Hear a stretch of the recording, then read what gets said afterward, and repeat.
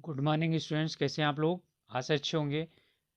आप लोगों की पढ़ाई अच्छी होगी होगी और अब आप लोग अपने पेपर देने के लिए तैयार हो गए होंगे। आप लोगों का आपके अपने ऑनलाइन प्लेटफॉर्म प्रयाग एकेडमी में बहुत बहुत स्वागत है।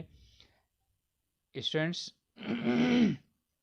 कल होने वाली राजस्व निरीक्षक पटवारी लेखपाल की परीक्षा के लिए जो हम सीरीज कर रहे थे, इसका ये समझ लीजिए कि ये आज अंतिम गेस्ट पेपर है। और आप लोग इसे एक बार ज़रूर ट्राई कीजिएगा, जिससे कि हो सकता है कि इसमें से कुछ आप लोगों को प्रश्न मिल जाएं। ठीक है, तो चलिए शुरुआत करते हैं। उत्तराखंड राजस्व निरीक्षक पटवारी लेखपाल परीक्षा को टारगेट करते हुए हिंदी के लगभग 20 से 25 प्रश्नों को हम करते हैं। तो पहला प्रश्न है, पहाड़ी हिंदी का विकास हुआ था। तो पहाड़ी हिंदी का विकास किससे हुआ? सौरसेनी प्राकृत से, अर्धमागधी से, मागधी प्राकृत से या खस प्राकृत से? तो आप लोग अच्छी तरह से जानते हैं कि जो पहाड़ी हिंदी है उसका जो विकास हुआ है वो किससे हुआ है? खस प्राकृत से हुआ है। अगला प्रश्न है, निम्नलिखित में से किन भाषाओं को मध्यकाल में साहित्यिक भाषाओं का दर्जा प्राप्त था? ध्यान दीजिएगा, साहित्यिक भाषाओं का दर्जा प्राप्त था। खड़ी बोली फारसी, संस्कृत, उर्दू, ब्रजभाषा अवधी, अवधी और दक्षिणी। ठीक है, तो किसे प्राप्त था? संस्कृत को तो प्राप्त नहीं था, खड़ी बोली को प्राप्त नहीं था, दक्षिणी को प्राप्त नहीं था, तो किसे प्राप्त था? ब्रज को और अवधि को। ये जो है ना, मध्यकाल में साहित्यिक भाषा की बात कर रहा है, मध्य काल में इतिहास की बात नहीं कर रहा है। तो मध्यकाल का मतलब क्या हुआ? भक्ति काल। तो भक्ति काल में साहित्य सबसे ज्यादा किसमें लिखा गया है? ब्रज में लिखा गया है और अवधि में लिखा गया है। ओके, तो जो है यानी कि आपका उत्तर हो जाएगा ब्रज और अवधि। चलिए अगला प्रश्न है, कौन से अनुच्छेद में हिंदी को संघ की राजभाषा व देवनागरी लिपि यानी देवनागरी को लिपि के रूप में मान्यता प्राप्त हुई है? 343, 348, 352 और 358। तो आप लोग जानते ही हैं कि ये जो लिखा है वो संघ की राजभाषा हिंदी और लिपि देवनागरी होगी। ये लिखा है 343 में। 351 में हिंदी के विकास की बात की गई है। तो आपका उत्तर हो जाएगा क्या? ए, अनुच्छेद 343। अगला है, 8वीं अनुसूची में 92वें संविधान संशोधन द्वारा किस भाषा को सम्मिलित किया गया था? संथाली, डोगरी और मैथिली। ठीक है, या ये सभी भाषाएं? ठीक है, तो इसमें आपका उत्तर हो जाएगा ये सभी भाषाएं, संथाली भी, डोगरी भी, मैथिली भी। ठीक है, ये सभी भाषाएं 92वें संविधान संशोधन से सम्मिलित की गई थी। अगला प्रश्न है कि देवनागरी लिपि क्या है? चित्रात्मक लिपि है, संकेतात्मक लिपि है, अक्षरात्मक लिपि है या वर्णात्मक लिपि है? ठीक है, तो चित्रात्मक लिपि कौन सी है? ये हमारी है सैंधव लिपि। ठीक है, संकेतात्मक लिपि, संकेतात्मक लिपि जिस प्रकार से जो जैसे ये मंदारिन वगैरह है, संकेतात्मक लिपि है। ठीक है, और अक्षरात्मक लिपि यानी जो क्या होता है, वर्ण से लिखी जाती है, वर्ण यानी कि अक्षर के रूप में लिखी जाती है, तो अक्षरात्मक है। और वर्णात्मक, ठीक है, यानी कि वर्णात्मक जिसमें क्या किया जाता है, वर्ण से लिखा जाता है। तो जो हमारी देवनागरी लिपि है वो क्या है? वर्णात्मक का मतलब वर्ण की तरह लिखी जाती है, तो ये वर्णात्मक लिपि है। अगला प्रश्न है, अच्छा एक ध्यान देना हमको, अक्षरात्मक और वर्णात्मक दोनों चीजें लिखा हुआ है, तो हमारा उत्तर अक्षरात्मक होगा, वर्णात्मक नहीं। ठीक है, वर्ण और अक्षर एक ही बात है। अक्षर का मतलब होता है कि जिसका उच्चारण एक श्वास में किया जा सके, उसे हम बोलते हैं क्या? अक्षर। ठीक है, तो देवनागरी लिपि अक्षरात्मक लिपि है, वर्णात्मक नहीं। ठीक है, तो हमारा उत्तर हो जाएगा अक्षरात्मक लिपि। ठीक है, तो ये अक्षरात्मक लिपि इसका उत्तर हो जाएगा। अगला प्रश्न है,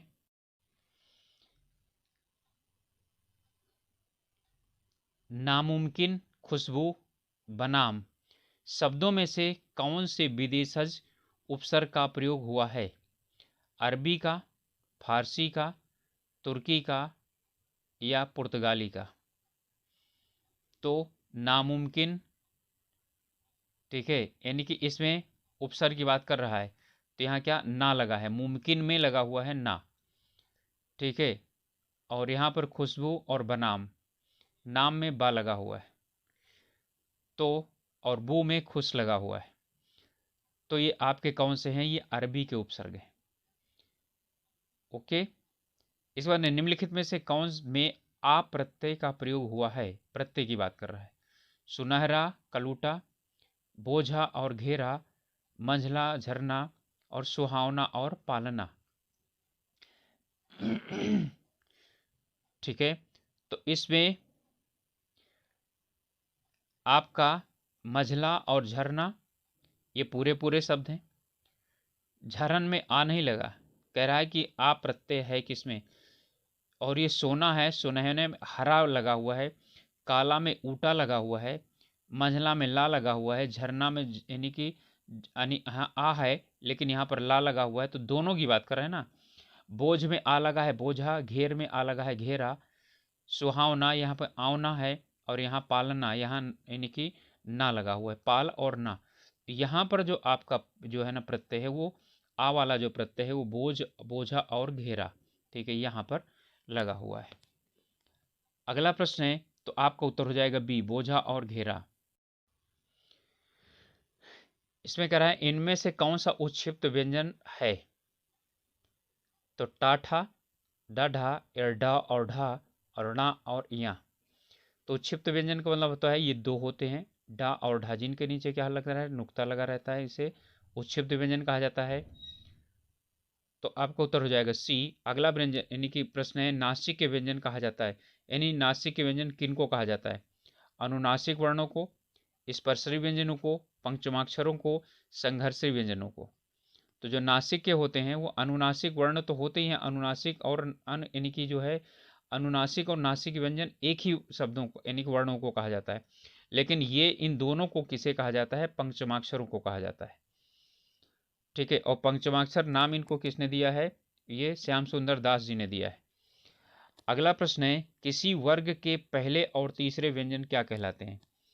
अल्प प्राण, महाप्राण, घोष या अघोष, ठीक है। तो इसमें पहले और तीसरे व्यंजन की बात कर रहा है, ठीक है, तो किस प्रकार से यानी कि क्या कहलाते हैं? पहले और तीसरे क्या कहलाते हैं? अल्प प्राण कहलाते हैं। ओके, चलिए अगला प्रश्न करते हैं।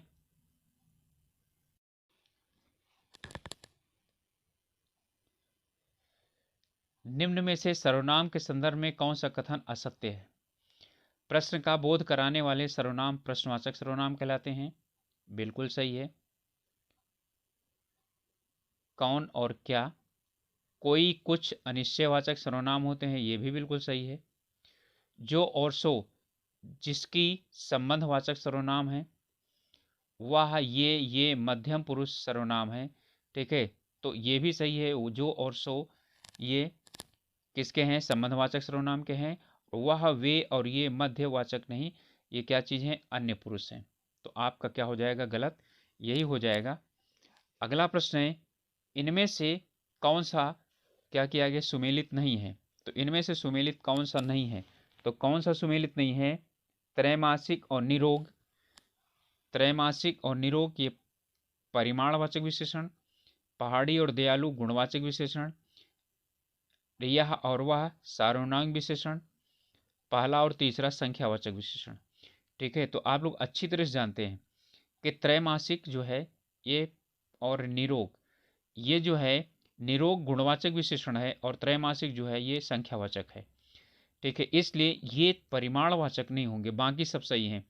पहाड़ी और दयालु गुण है गुणवाचक, और ये यह और वह सर्वनाम विशेषण है, बिल्कुल सर्वनाम है ये।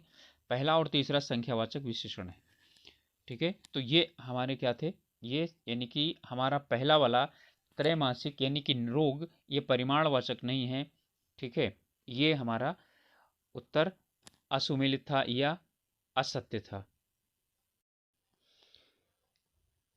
कबीर की रचनाओं में रहस्यवाद की अभिव्यक्ति मिलती है। कबीर का रहस्यवाद किससे प्रभावित है? अपने गुरु रामानंद से, नाथ संप्रदाय के हठ योग की साधना से, नाथ संप्रदाय की तंत्र साधना से, या वेदांत दर्शन से। ठीक है, तो देखिए ये जो इनका रहस्यवाद है वो नाथ संप्रदाय से तो क्या है, प्रभावित है पूरी तरह से। ठीक है, लेकिन ये जो है ना रहस्य जो करते हैं, ठीक है, वो तंत्र साधना से है, ठीक है, ना कि क्या है, हठ योग से है। तो कबीरदास में जो रहस्य की अभिव्यक्ति मिलती है वो इनमें से किससे मिलती है? तो हमारा उत्तर हो जाएगा क्या, नाथ संप्रदाय के हठ योग की साधना से। ठीक है, तो इनमें इनकी जो रहस्यवादिता है वो क्या है, हठ योग से मिलती है और वो नाथ संप्रदाय के लिए गई है। अगला है, रामचंद्र शुक्ल कबीर की भाषा को क्या नाम देते हैं? पूर्वी भाषा, भोजपुरी, अवधी या सधुक्कड़ी। इसमें वैसे एक ऑप्शन और होना चाहिए, पंचमेट खिचड़ी। ठीक है, तो जो रामचंद्र शुक्ल हैं वो इनकी भाषा को जो नाम देते हैं वो क्या नाम देते हैं? डी है, सधुक्कड़ी। ठीक है, और पंचमेट खिचड़ी इनको जो है, यानी कि जो हजारी प्रसाद द्विवेदी हैं वो क्या बोल देते हैं, इनको वाणी के डिक्टेटर कहते हैं। ठीक है, तो यहाँ पर इनकी हो जाएगी इनकी जो भाषा है वो सधुकड़ी किसने कहा है? रामचंद्र शुक्ल ने कहा है। अगला प्रश्न है, साहित्य लहरी में सूरदास ने अपना परिचय देते हुए स्वयं को किस कवि का वंशज कहा है? विद्यापति, दलपति विजय, कबीरदास या चंद्रवरदाई? तो सूरदास ने अपने आप को चंद्रवरदाई का वंशज बताया है उसमें। अगला प्रश्न है, साहित्य लहरी की विषय वस्तु क्या है? नायिका भेद, छंद शास्त्र, पर्याय कोश या रस? तो इसमें इसकी जो विषय वस्तु है ठीक है, साहित्य लहरी में विषय वस्तु नायिका भेद है। ठीक है, अगला जो प्रश्न है वो कह रहा है कि इसमें सूरदास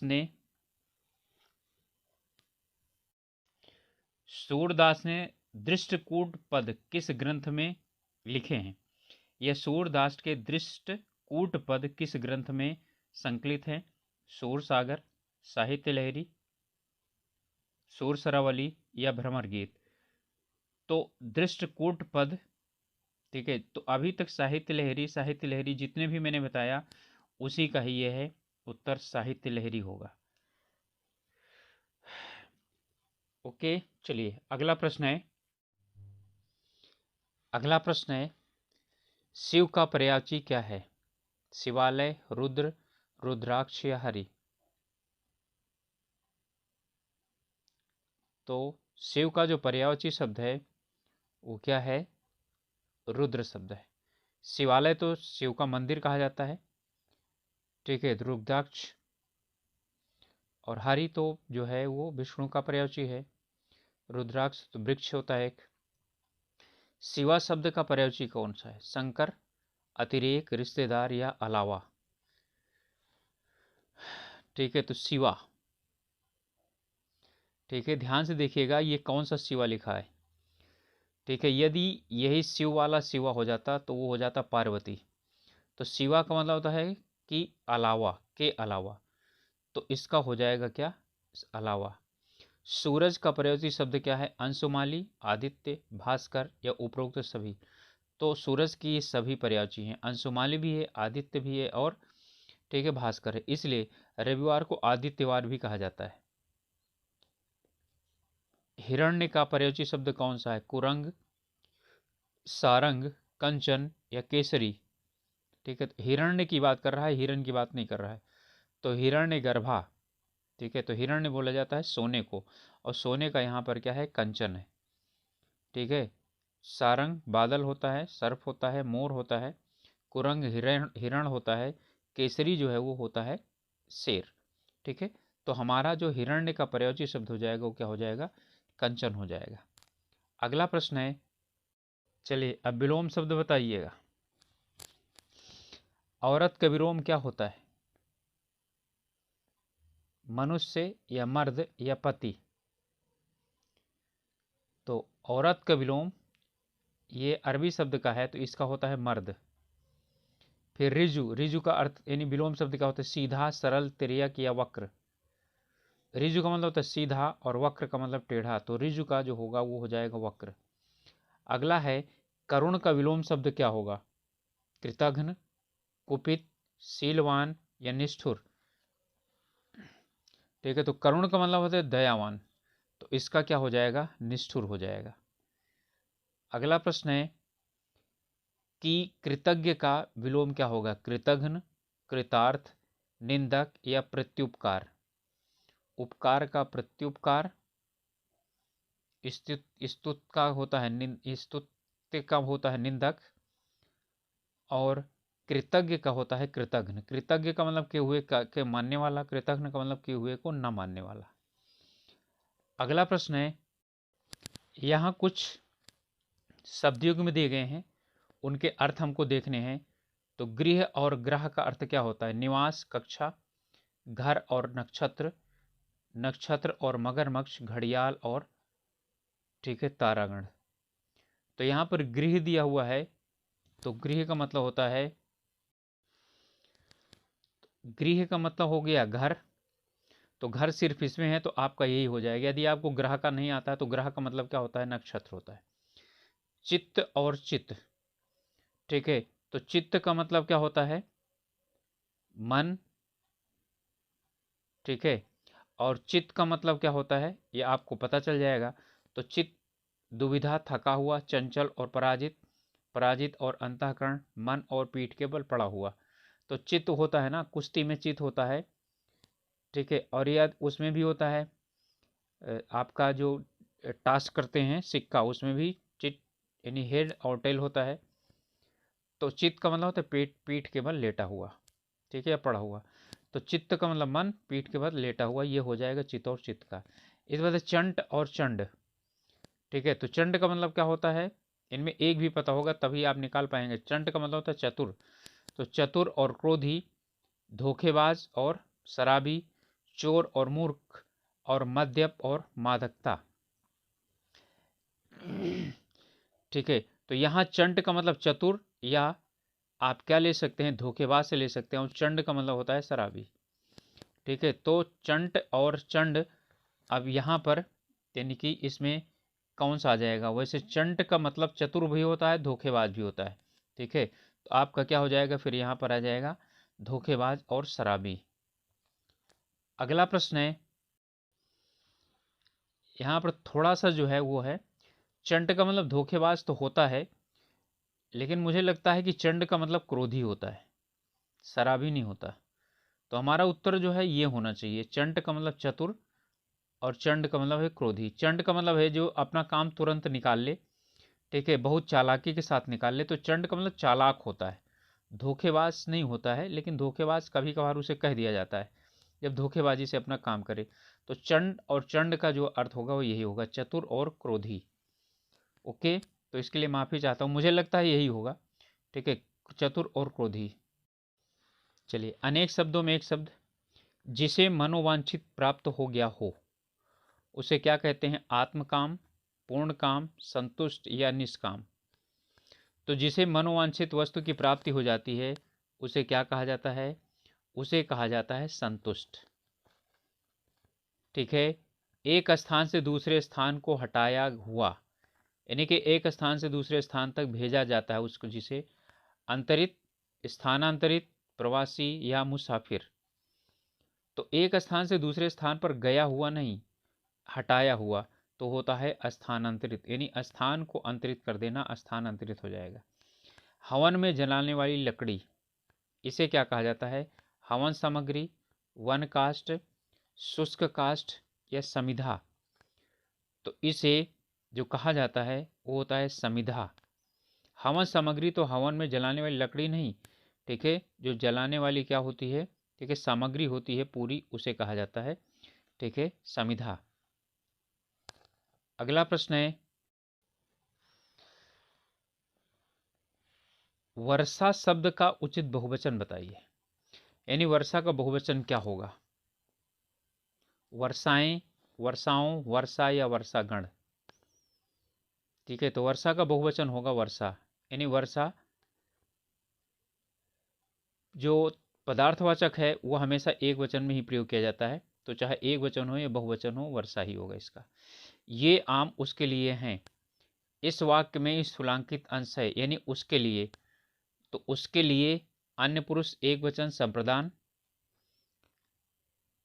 उत्तम पुरुष एक वचन अपादान, मध्यम पुरुष बहुवचन संप्रदान और उत्तम पुरुष एक वचन संप्रदान।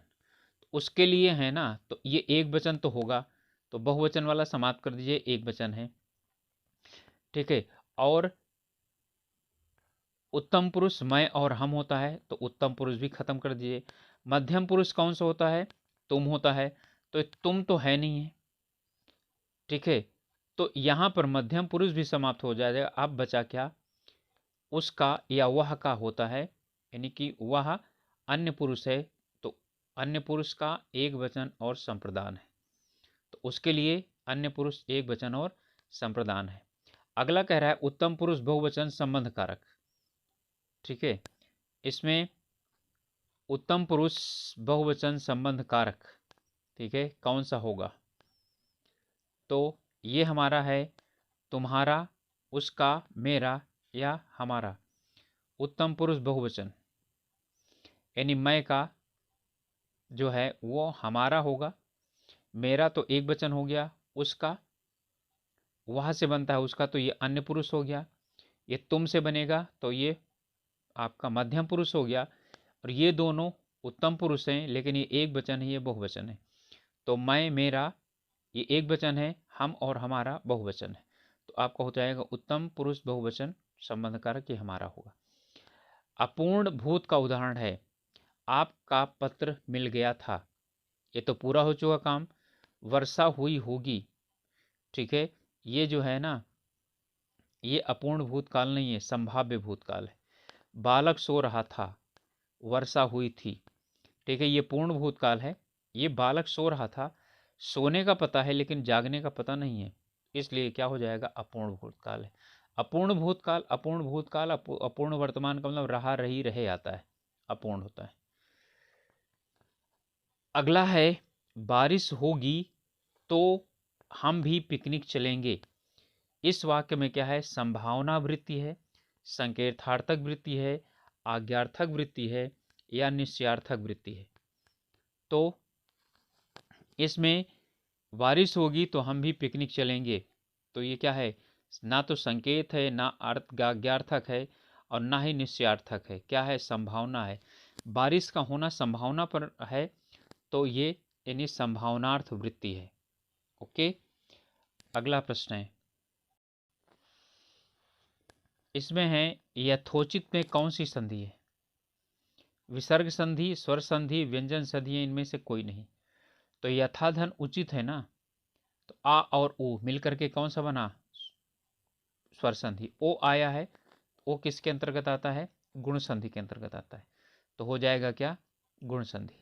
भानुदय में कौन सी संधि है? गुण है, वृद्धि है, अयादि है, दीर्घ है। ये बड़े ऊ की मात्रा आती है, तो बड़े ऊ किस में होता है? गुण में, वृद्धि में, अयादि में या दीर्घ में? तो किस में होता है? दीर्घ में होता है। गुण में ए और ओ बनता है, अयादि में अय, आय, आओ और आओ बनता है, वृद्धि में अय बनता है और औ बनता है। ठीक है, तो आपको हो जाएगा दीर्घ। सीमा और अंत का संधि शब्द क्या है? तो सीमा और इसका अंत का संधि शब्द क्या हो जाएगा? सीमांत या सीमांत या सीमंत या सीमंता। तो सीमा और अंत क्या बनेगा? सीमांत बनेगा।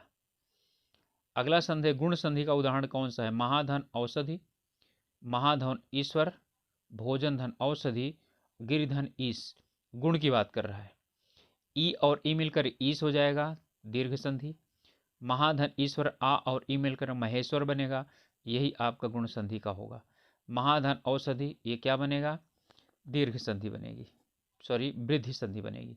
भोजन और औषधि, ये भी क्या बनेगा? भोजन औषधि, ये क्या बनेगी? ये आपकी वृद्धि संधि बनेगी।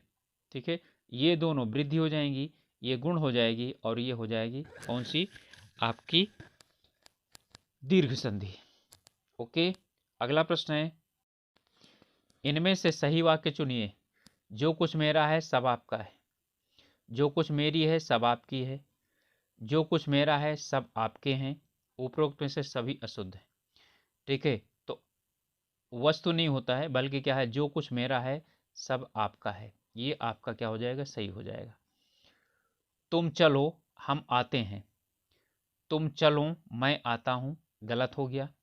तुम चलो स्वयं आता हूँ, ये भी गलत हो गया। आप चलो हमें हम आता हूँ, अब हम आता हूँ तो होता नहीं है, तो ये भी गलत हो गया। आपका बचा क्या, तुम चलो हम आते हैं। ठीक है, अगला है, प्रकृति की सुंदरताओं ने मेरा मन मोह लिया। तो प्रकृति की सुंदरताओं, जो सुंदरता होती है भाववाचक संज्ञा, ये किस में प्रयोग की जाती है, एक वचन में प्रयोग की जाती है, बहुवचन में नहीं। प्रकृति की सुंदरताओं ने मेरा मन मोहित हुआ, ये भी क्या हो गया, ठीक है, ये भी गलत हो जाएगा, सुंदरताओं आ गया। प्रकृति की सुंदरताएं मेरी मनमोहक हैं, ये भी क्या हो जाएगा, गलत हो जाएगा। प्रकृति की सुंदरता ने मेरा मन मोह लिया, आपका यही वाला सही हो जाएगा। ठीक है, तो ये आपका पृथ्वी की यानी सुंदरता, भाववाचक संज्ञाएं अधिकांशतः एक वचन में प्रयोग की जाती हैं। इसी तरह से द्रव्यवाचक संज्ञाएं भी एक वचन में प्रयोग की जाती हैं। चलिए अगला प्रश्न है, चलिए अब है कुछ मुहावरे हैं और उनके उत्तर हैं।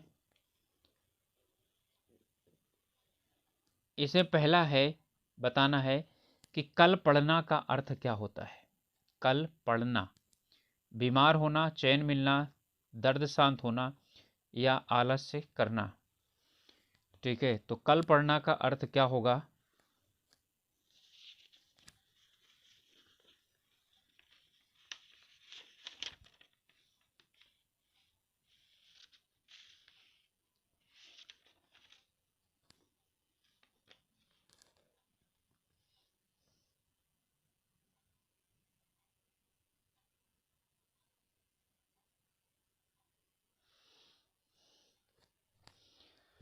ओके, कल पढ़ना का अर्थ होता है चैन मिलना,